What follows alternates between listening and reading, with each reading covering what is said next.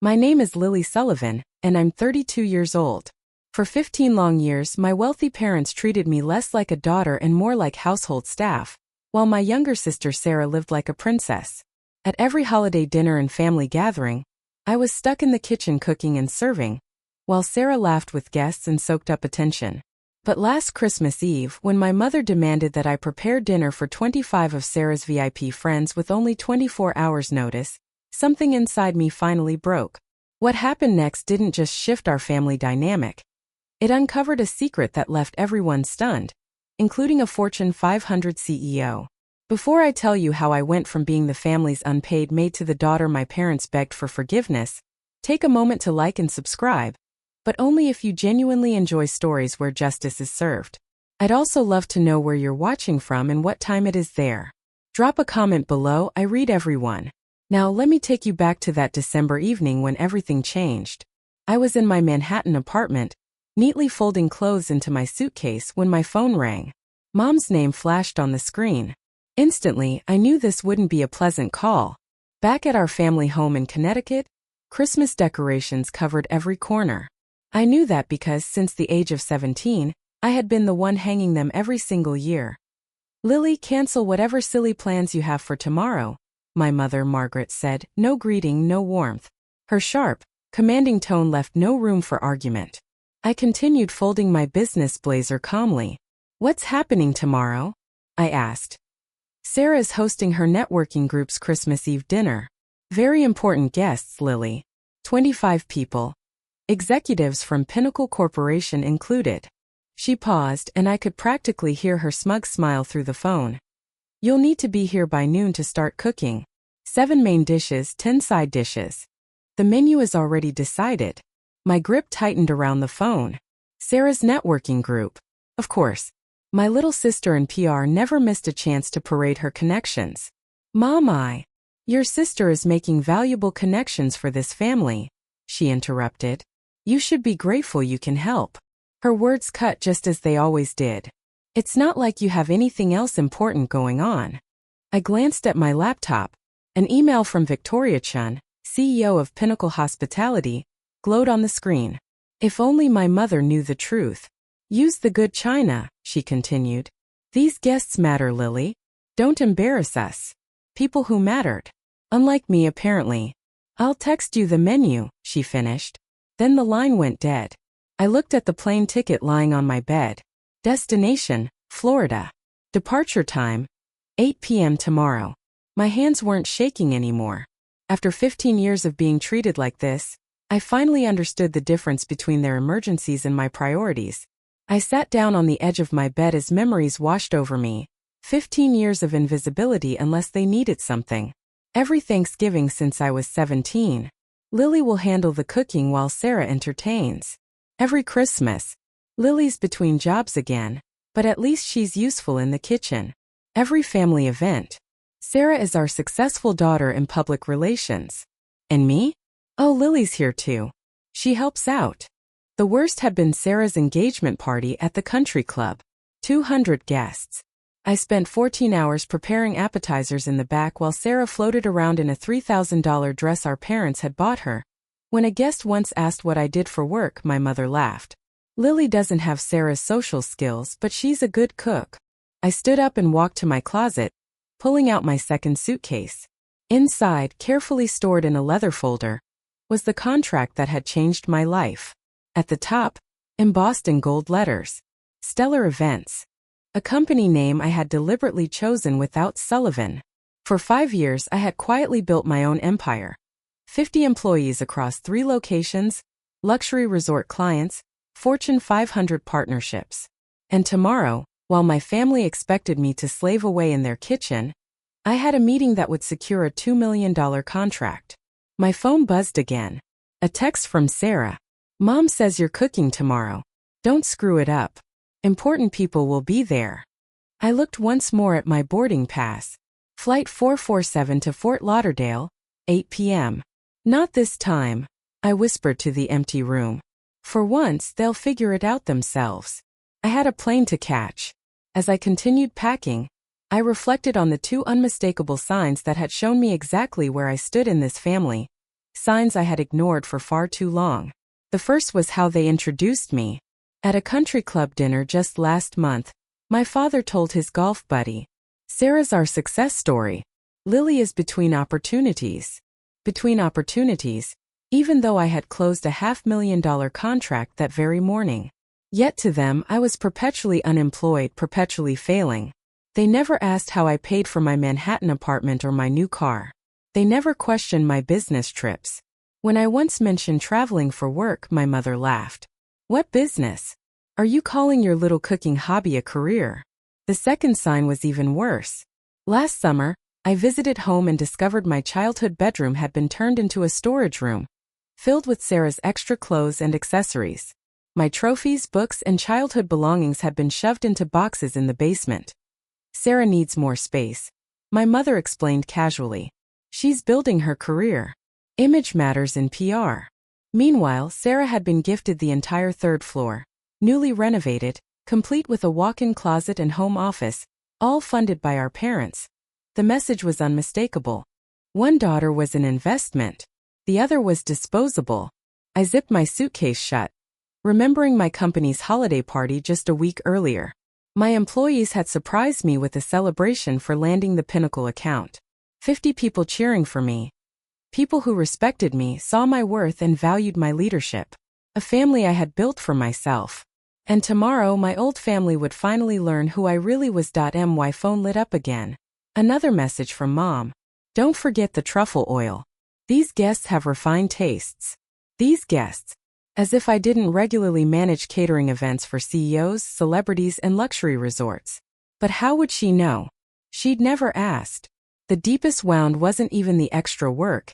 It was their complete lack of curiosity. Not once in 5 years had anyone in my family asked, "So Lily, what do you actually do?"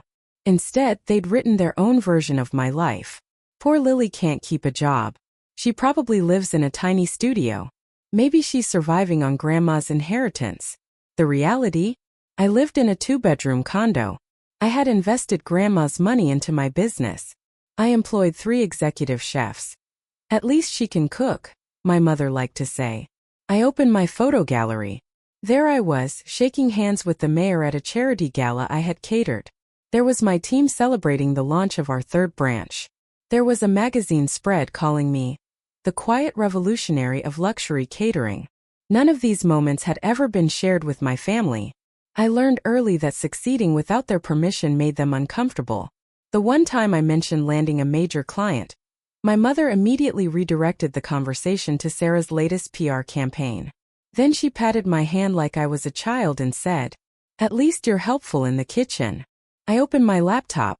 Stellar Events, built from scratch without a penny from my parents, without the Sullivan name, without their approval, was thriving. Tomorrow's projected revenue alone exceeded what Sarah earned in 6 months. But they'd never know. Earlier, my assistant had texted, "Forbes wants to feature you in their 40 under 40. They're fascinated by how you built your company without family support." Without family support. If only Forbes knew the full story. My family hadn't just withheld support. They had been completely blind to my life outside their kitchen. If you've ever felt invisible in your own family, or had your achievements dismissed, you'll understand why I made the decision I did next. Drop a comment if you've ever had to hide your success from toxic relatives. I read every message and it means more than you know. And if this story resonates with you, consider subscribing. We're building a community that refuses to let anyone dim their light. Now here's the message that changed everything. My phone buzzed with a calendar alert, and reality hit like ice water. If I stayed silent and played the obedient servant tomorrow, I'd lose everything I had built. The Pinnacle hospitality contract wasn't just another deal. It was the deal. $2 million. Exclusive catering rights to 5 Florida resorts. A partnership that would place stellar events on the national stage. The meeting was set. December 26, 9 a.m. Non-negotiable. Victoria Chun, Pinnacle's CEO, had been clear. "I'm flying back to Singapore on the 27th. If we don't finalize in person, the board will choose our second option." Our second option, my biggest competitor, was circling the contract like a vulture. But this wasn't only about money anymore. 50 employees depended on me. Maria, my head chef, had just placed an offer on her first home, trusting the expansion this deal would bring. James, my operations manager, was preparing to send his children to better schools. This wasn't just my dream, it was theirs too. I checked my accounts. Yes, I was doing well, but this contract was the leap from regional success to national recognition. A once-in-a-lifetime opportunity. My phone rang. My CFO, Lily, confirming you'll be at the resort tomorrow evening for dinner with Victoria's team. I'll be there, I said, staring at my packed luggage. Good, he replied. Victoria specifically said she's excited to meet the CEO, who built such an impressive company without family money or connections. She said authentic success like that is rare. If only she knew how true that really was. Then another email arrived. From Mom. Subject: Urgent Christmas Eve menu. My stomach tightened as I opened it. 7 main courses. 10 side dishes.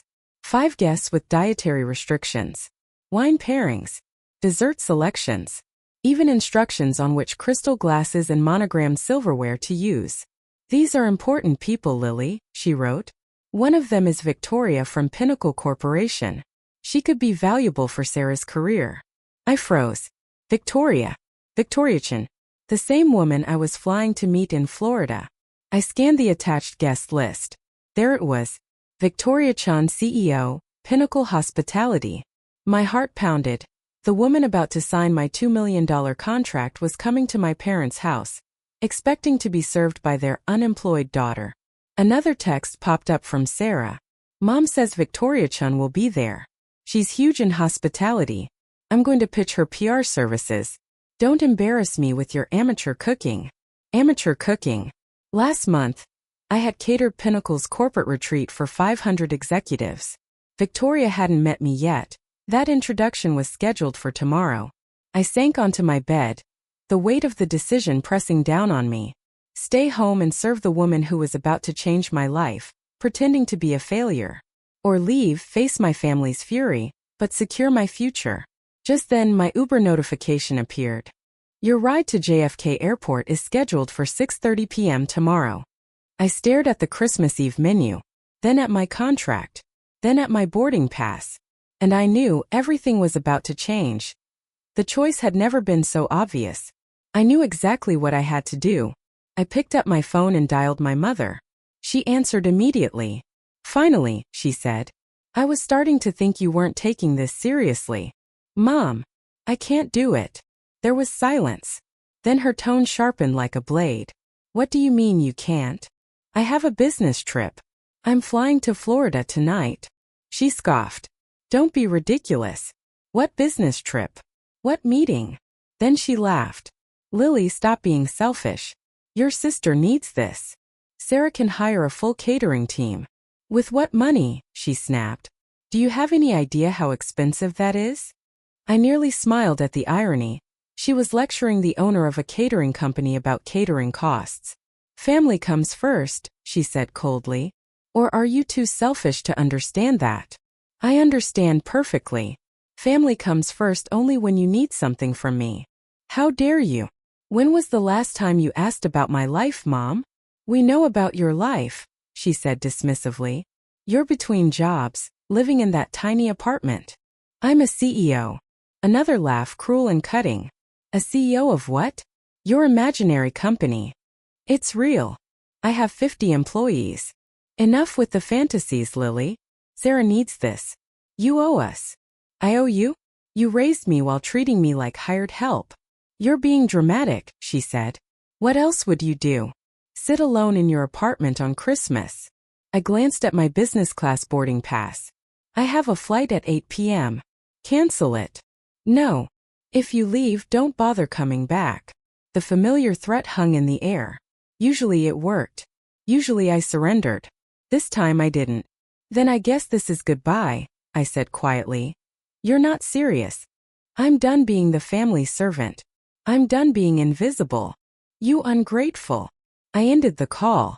My hands were shaking, but for the first time in 15 years, not from fear or anger, from freedom. Instantly, my phone exploded with messages from Sarah. What did you do? Mom's freaking out. Stop being dramatic and get over here. I turned off my phone and went back to packing. They'd manage. They always did when they were forced to. I turned my phone back on once just to clear the air. It rang immediately. Sarah's voice shrieked through the line. "What is wrong with you? Mom's calling the whole family saying you've lost your mind. I have a business meeting on Christmas Eve. Stop lying." "I'm not. This is about that stupid fight when Mom gave me your room, right? My room became your closet years ago, Sarah. This is about my career." "What career? You cook sometimes." "I own a catering company." She laughed. "Sure you do. Look, I'll pay you. $200. I almost laughed. My personal chef day rate was $5,000. "This isn't negotiable." "I'm not coming. Mom will disown you." "That's her decision." "You're really going to ruin Christmas? Ruin my networking opportunity? Victoria Chun will be there. Then hire a caterer." "Are you insane? No one's available on Christmas Eve." I walked to my counter. Earlier, I'd written down 3 emergency catering services with 24-hour hotlines. More help than they deserved. I left numbers for emergency caterers on my counter. "I'm not driving to Manhattan for your stupid note." "Then Google it." "You're selfish." "I'm professional. My business requires travel." "What business?" she screamed. "Stop pretending you're someone you're not." Just then my Uber alert appeared. "Your driver arrives in 2 hours." "I have to go, Sarah. If you do this, you're dead to us. I've been invisible to you for years. What's the difference?" I hung up and switched off my phone completely. On the kitchen counter, I left the note with catering contacts, and beside it my business card. Lily Sullivan. Theo Stellar Events. They wouldn't come. They'd never see it. But I'd know I tried to help, even as I chose myself for the first time. At 8:07 p.m., my plane lifted off from JFK. And for the first time in 15 years I exhaled. Below me, Connecticut blurred into fading lights. Somewhere down there my mother was probably calling relatives, telling them I had abandoned the family on Christmas. I opened my laptop and reviewed the Pinnacle contract once more. Clause 15.3. CEO presence required for all strategic planning sessions. Victoria herself had insisted, saying she only partnered with founders who were hands-on. My inbox showed 17 new messages from Victoria's team confirming tomorrow's schedule. Pre-meeting dinner. 7 p.m. Formal presentation. December 26th, 9 a.m. Contract signing immediately after board approval. Then I opened Victoria's latest email. "Looking forward to meeting you in person, Lily. I've followed Stellar Events' growth for 2 years. Your reputation precedes you." My reputation. If only she knew the woman she was about to partner with had been expected to serve her dinner at my parents' house that very night. A message came through plain Wi-Fi from my assistant. "Forbes asks if they can mention your family background. They're interested in the built from scratch without family support angle." I typed back. "Confirm article release December 27th? "Yes," she replied. "It goes live at midnight on the 26th. Perfect. By the time my family discovered who I really was, the contract would be signed, and the world would already know." I opened the Forbes draft article. The headline read, "From Invisible to Invaluable," and I smiled. How Lily Sullivan built a catering empire without $1 of family money. The headline made me smile. The universe truly had a sense of humor when it came to timing. The Pinnacle Resort suite took my breath away. Floor-to-ceiling windows revealed the Atlantic stretching endlessly under the moonlight. A bottle of champagne rested on ice beside a handwritten note. "Welcome, Miss Sullivan. Looking forward to our partnership. Victoria Chun." I set down my bags and checked my phone. 47 missed calls from Mom. 18 from Sarah. 3 from my usually silent father. I deleted every voicemail without listening. Instead, I opened my email and found something that made my lips curve into a satisfied smile. My PR manager had sent the final Forbes proof. "They've moved you to the cover story. It'll be on every newsstand December 27th. The cover. My photo, confident, professional, powerful. Nothing like the invisible daughter my family thought I was. The article told my real story. Starting with $5,000 saved from waitressing. Building the company without investors. Choosing success without using family connections. Another email stood out. From Victoria herself.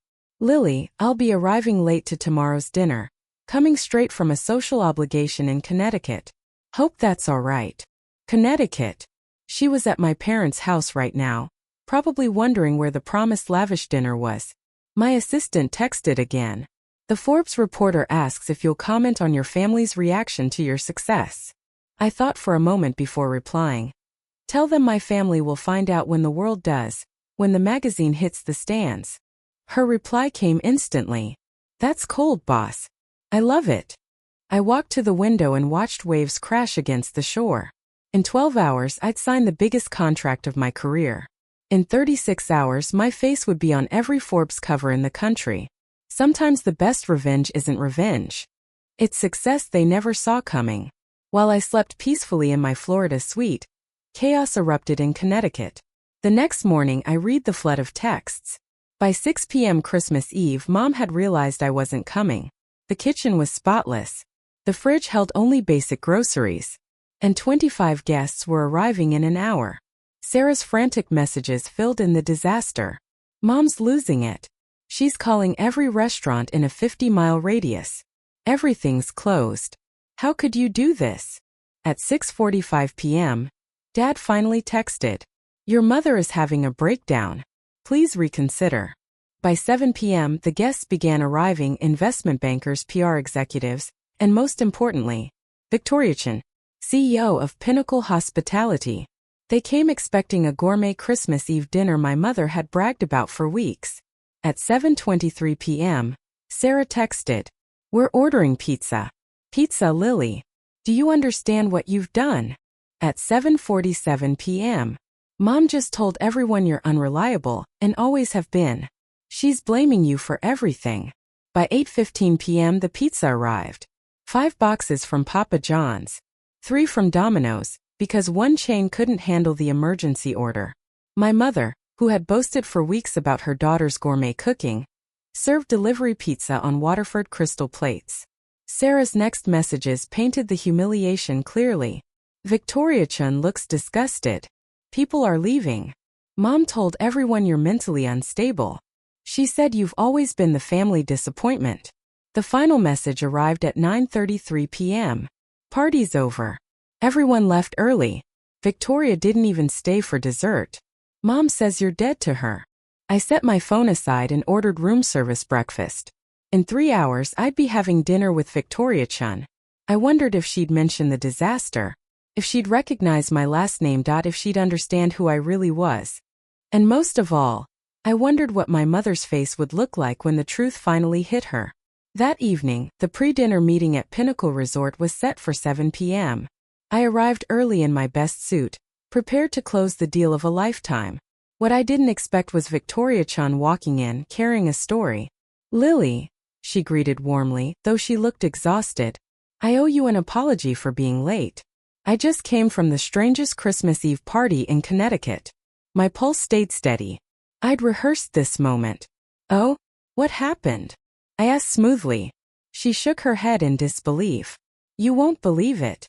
I was invited to an elegant dinner party. The hostess, Margaret Sullivan, same last name as yours, funny coincidence, promised a lavish meal prepared by her daughter.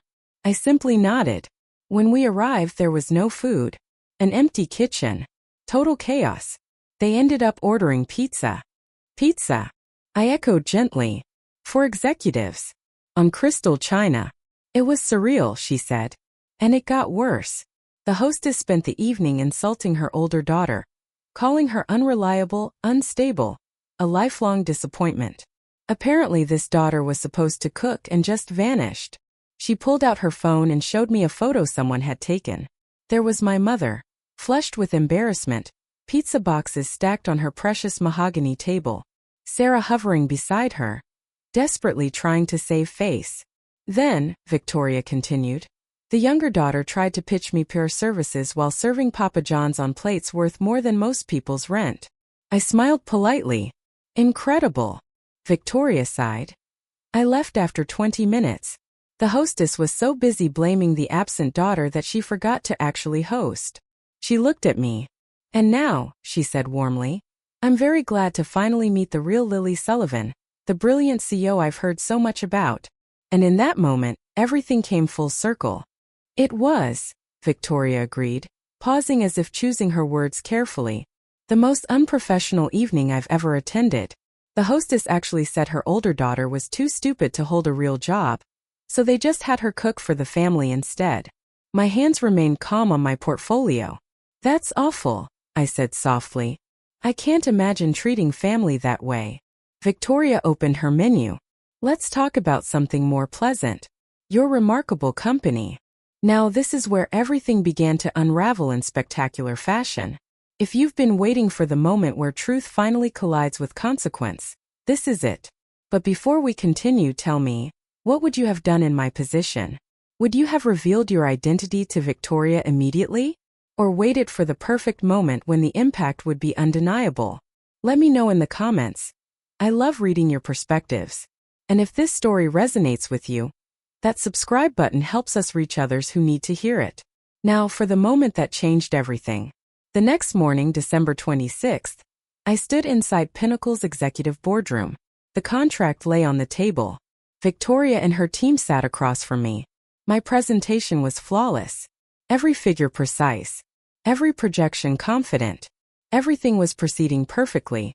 Until Victoria's assistant entered hurriedly with an iPad. Miss Chun, you'll want to see this. A photo from that Connecticut party is going viral on LinkedIn.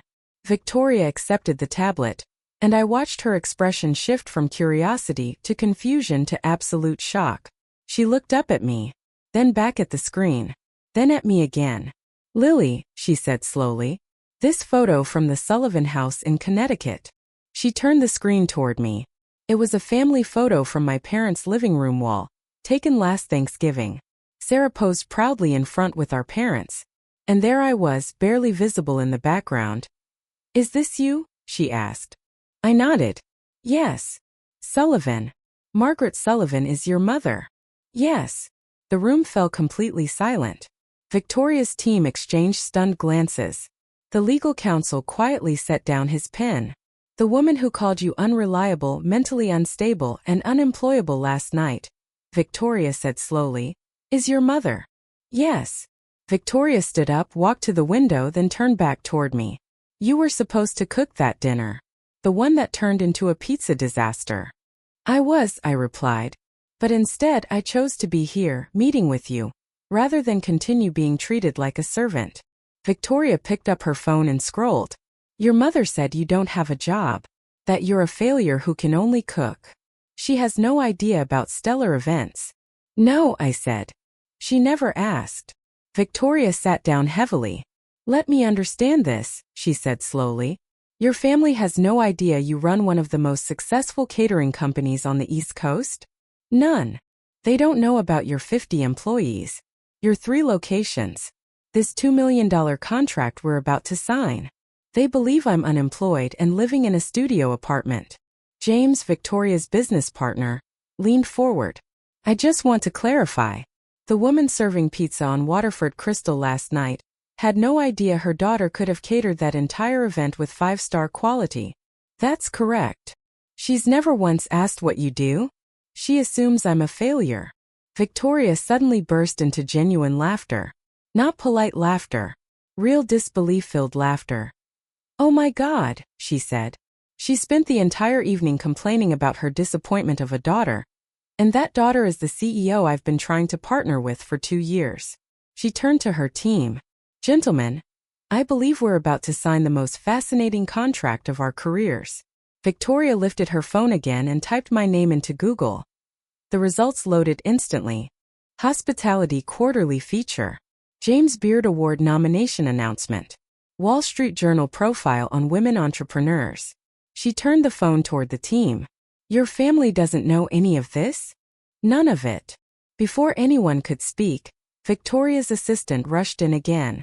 Miss Chun, Forbes just announced their 40 under 40 cover story for tomorrow. He projected it onto the boardroom screen. There I was, my professional headshot dominating the display. Headline: From Invisible to Invaluable, How Lily Sullivan Built a Catering Empire Without a Dollar of Family Money. Victoria read aloud. Sullivan, 32, built Stellar Events from a $5,000 investment into a multi-million-dollar enterprise, deliberately avoiding family connections or financial support. I wanted to prove success doesn't require a famous last name or inherited wealth, Sullivan states. She looked at me. This goes live at midnight tonight. Your family still doesn't know. They will when the world does. James whistled softly. Your mother is about to see her unemployable daughter on the cover of Forbes. Victoria's assistant kept scrolling. It says here you have a 6-month waiting list for events. 8 months during peak season, I corrected. Victoria stood. I need to make a phone call. She stepped outside the glass-walled room.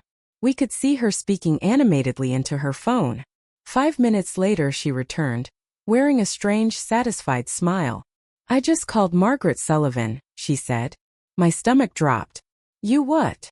I told her I was extremely disappointed in last night's event, and that I would be taking my business elsewhere. She begged me to reconsider, said it was all her older daughter's fault. Victoria. Then I told her I had just signed a $2 million contract with the most talented entrepreneur I know. She asked who. Victoria continued calmly. And I said, your daughter Lily Sullivan, CEO of Stellar Events. The room froze. Victoria exhaled slowly.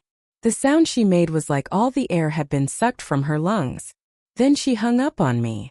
And in that moment, truth had finally met consequence. My phone, still on silent, now showed 47 missed calls in the last 3 minutes, all from my mother. Victoria extended her hand across the table. Miss Sullivan, let's sign this contract. I believe we have a partnership worth celebrating. As I signed my name on the $2 million agreement, my phone buzzed again. A text from my father appeared on the screen. Your mother just fainted. What the hell is Stellar Events? The contract was finalized. Champagne was poured. Applause filled the boardroom. And my phone wouldn't stop vibrating. I finally stepped aside to check the flood of messages. Mom, answer your phone now. Sarah, is this some kind of sick joke? Dad, your mother is hysterical, please call. Victoria Chen just told everyone you're a CEO. Mom, this is cruel. Lily, pretending to be successful just to humiliate us. I walked back into the boardroom where Victoria and her team were still celebrating. My family thinks I'm lying about being a CEO, I said quietly. Victoria's eyes sparkled with mischief. Would you like me to send them proof? Before I could answer, she lifted her phone, snapped a picture of me holding the signed contract, surrounded by the Pinnacle executive team and champagne glasses. Her fingers moved quickly. I've just posted it on LinkedIn, she said. Tag Stellar Events, Pinnacle Hospitality, and Margaret Sullivan of Connecticut. The caption read, thrilled to announce our multi-year partnership with Stellar Events and their brilliant CEO Lily Sullivan. Her excellence in luxury catering will elevate Pinnacle's guest experience across all properties. Inspiring to work with someone who built her empire from scratch. Within minutes, the post exploded with likes, comments, and shares. Industry leaders congratulated me. Past clients praised Stellar Events publicly. My reputation, once invisible to my family, was now undeniable to the world. My phone rang. Sarah. I answered on speaker, with Victoria's nod of approval. This can't be real, Sarah's voice trembled. You've been a CEO for 5 years? Why didn't you tell us? You never asked, I replied calmly.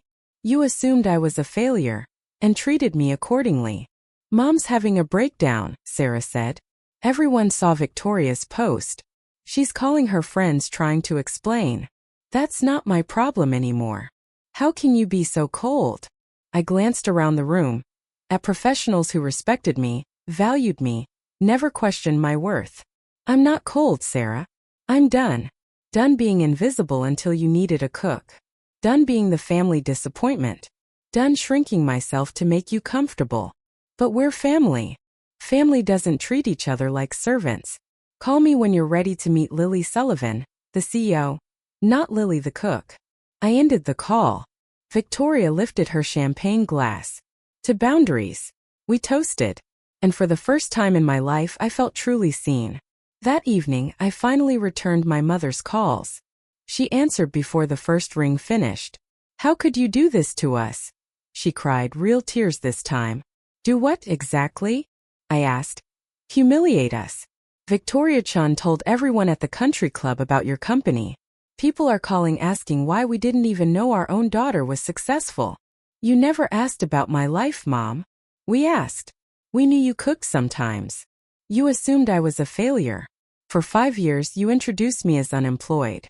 You never once asked about my work, my apartment, my life. You should have told us. I tried. Remember 3 years ago when I mentioned landing a big client? You immediately changed the subject to Sarah's PR campaign. You literally said, "That's nice, dear, but Sarah's career is really taking off." Silence. I even left catering service numbers on my counter, I continued. You could have saved the party. We don't have keys to your apartment, she snapped. You've never asked to visit my apartment. You don't even know where I live. That's not. I employ 50 people. I have 3 locations. I've been featured in national publications. I was nominated for a James Beard Award. And you thought I was unemployed because it was easier than seeing me. Where is your family loyalty? She demanded. My family needed a servant. My business needs a CEO. I chose my business. This is about spite. No, Mom. This is about self-respect. I built something extraordinary, without your money, your connections, or your belief. What do you want from us? Nothing anymore. For the first time in my life, I need absolutely nothing from you. Lily. The Forbes article goes live at midnight. It explains exactly how I built my company without family support. You might want to prepare yourself. You told Forbes about us? I told Forbes my truth. If that embarrasses you, maybe ask yourself why. In the background, I heard my father's voice. Margaret, maybe we should listen. I'm not listening, she snapped at him, then back at me. You've destroyed this family. No, Mom. I finally built my own life. Call me when you're ready to be part of it. As equals, not as master and servant. I ended the call gently. And I felt lighter than I had in years. The social fallout came quickly, but not for me. Within 48 hours of Victoria's LinkedIn post, my family's carefully curated reputation collapsed. Country club gossip ran wild. Sarah's frantic text told the story. Pinnacle canceled our PR contract. Victoria said they don't work with people who lack family values. That was a $500,000 annual loss for my firm. Mom got removed from the charity board. They said it was unrelated, but everyone knows. Dad's golf buddies keep asking how he didn't know his own daughter was a millionaire. Meanwhile, the Forbes article went viral across Connecticut's elite circles. The headline alone was devastating. Built without a dollar of family money. But the line that truly shattered them sat quietly in paragraph 3. My family assumed I was unemployed. And with that single sentence, the story of Lily Sullivan finally belonged to the world, not to the people who never bothered to see her. It had always been easier to build my empire in silence than to battle the story they had written about me. One evening my father finally called, directly. Something he hadn't done in years. Lily, I need to say something. I stayed quiet, letting him speak. I knew you were doing something with catering. Years ago, some business registration mail came to the house by mistake. I saw it. But your mother was so certain about who you were supposed to be. I let her narrative stand. I should have defended you. I didn't. And I'm ashamed. It was the most honest thing he'd said to me in 15 years. Why didn't you? I asked. Because it was easier not to fight her version of reality. I see now that made me complicit. Your success is extraordinary, and we missed it because we never truly looked. He sighed. Your mother has lost 3 charity board positions. Sarah's firm is bleeding clients. People keep asking how we could treat our successful daughter like hired help, while praising mediocre PR work. I never wanted to hurt anyone, I said quietly. You didn't hurt us, Lily, he replied. We hurt ourselves. We created a story where you were the failure and Sarah the success. Now the world sees how blind we were. He paused, then added with a dry note of disbelief. That pizza disaster is already country club legend.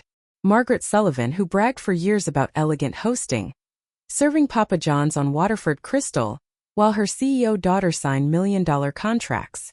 Despite everything, I felt a small flicker of sympathy.